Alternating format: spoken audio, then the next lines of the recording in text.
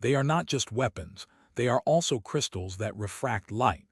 Its body is a skeleton of stems and branches. Unlike ordinary sponges, it has neither pumping chambers nor a filtration system for collecting plankton. Each surface is equipped with tiny silica hooks called spicules.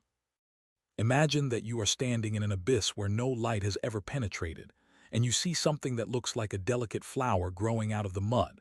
It sways, motionless but alive, a white flower made of glass and fabric. Your mind wants to classify him as harmless, passive, perhaps even fragile.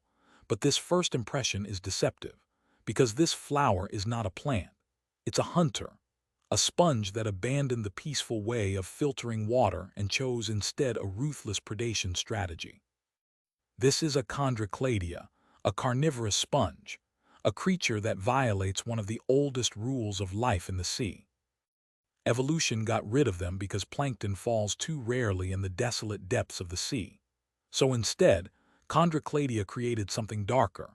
Under a microscope, these spicules look like glass harpoons with notches at every angle, designed to hook the smallest limb of any passing crustacean.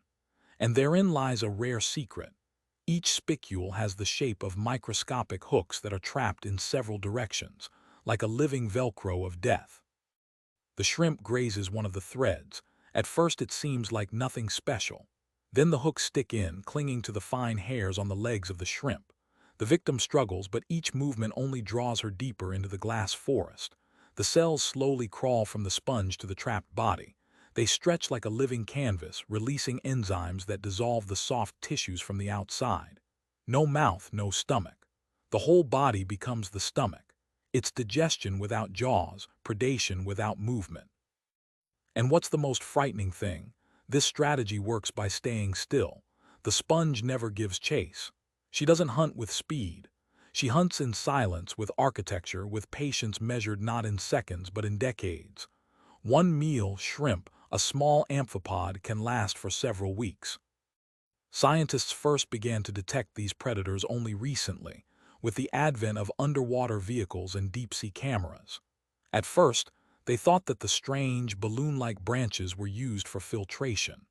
Then they saw prey, crabs, amphipods, stuck like flies in a spider's web. The ocean has kept this secret for 100 million years, and only now have we seen the predators lurking in it. This is a rare anatomical feature.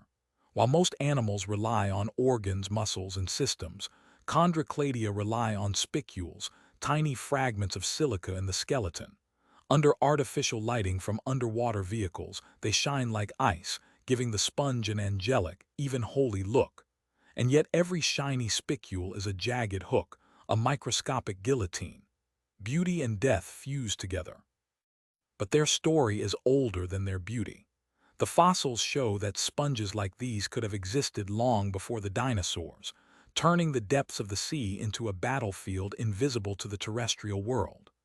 Imagine, while huge reptiles ruled the land, these silent predators were already destroying the bodies of small crustaceans in the black oceans below. And here's the catch: they're not villains.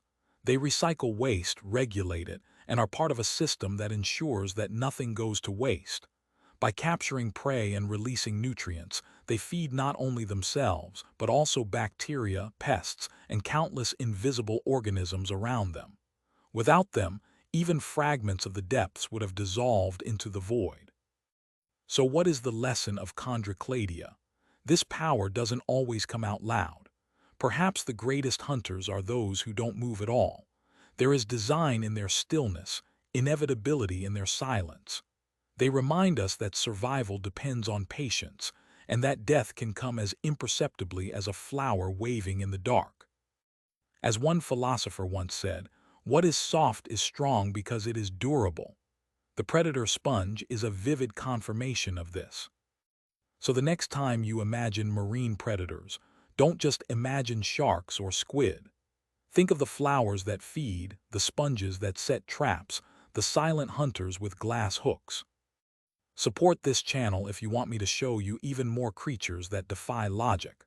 Like sea sponges, this channel feeds on what you give it, and with your help, I'll uncover even stranger monsters waiting in the dark.